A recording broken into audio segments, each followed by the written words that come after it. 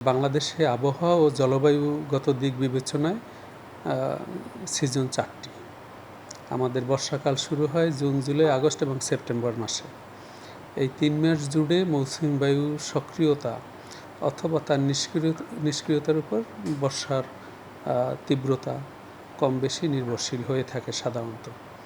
যখন দক্ষিণ অথবা দক্ষিণ পশ্চিম দিক থেকে বঙ্গোপসাগরের উপর দিয়ে জলীয়বাষ্প সমৃদ্ধ বাতাস বাংলাদেশের অভ্যন্তরে প্রবেশ করে, তখন সাগরে থাকাকালীন অবস্থায় কোনো সময় এই জলীয়বাষ্প সমৃদ্ধ বাতাসের ঊর্ধ্বগমন ঘটে এবং সারি সারি মেঘমালা তৈরি অব্যাহত থাকে এবং বাংলাদেশে এই মেঘমালা দক্ষিণ পূর্ব দিক থেকে প্রবেশ করে আস্তে আস্তে মধ্যভাগ হয়ে একদম দেশের উত্তর পশ্চিম ভাগ পর্যন্ত বিস্তার লাভ করতে পারে।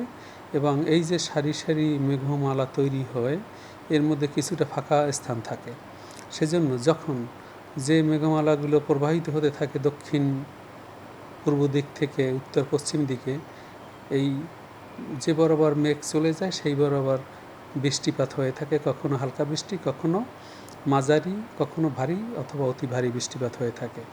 এবং এই মেঘমালা তার জার্নি শেষ করার পরই একটু গ্যাপ দিয়ে আবার পিছনের মেঘমালা প্রবেশ করে এবং বৃষ্টিপাত হতে থাকে। সেজন্য বর্ষাকালে বৃষ্টিপাতকে বলা হয় থেমে থেমে বৃষ্টিপাত। এই বৃষ্টি আছে, আবার বৃষ্টি নেই, কখনো বৃষ্টি একটু বেশি, কখনো কম। এটি বর্ষাকালের একটি বৈশিষ্ট্য। সেই জন্য আমরা বলি বর্ষাকালে থেমে থেমে বৃষ্টি হয়।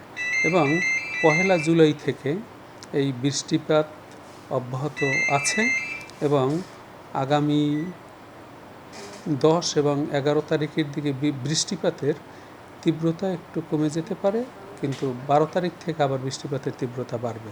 সুতরাং 1 জুলাই থেকে যে বৃষ্টি, বর্ষাকালের বৃষ্টি, সেই বৃষ্টিটা কিন্তু অব্যাহত থাকবে।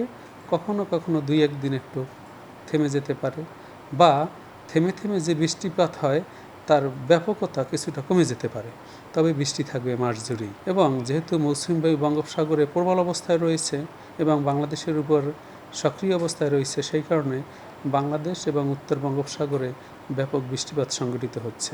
বিশেষ করে খুলনা, বরিশাল, চট্টগ্রাম এবং ঢাকা বিভাগে আজকে সকাল থেকে থেমে থেমে বৃষ্টিপাত হয়েছে এবং গত 24 ঘন্টায় কক্সবাজারে 157 মিলিমিটার বৃষ্টিপাত রেকর্ড করা হয়েছে।